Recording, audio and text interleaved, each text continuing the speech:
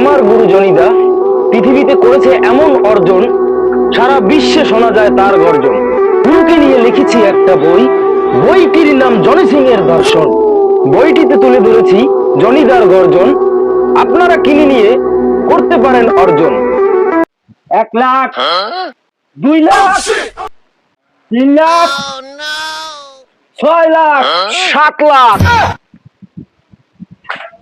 7,50,000, 7,50,000, 2, 7,50,000, 1 কোটি,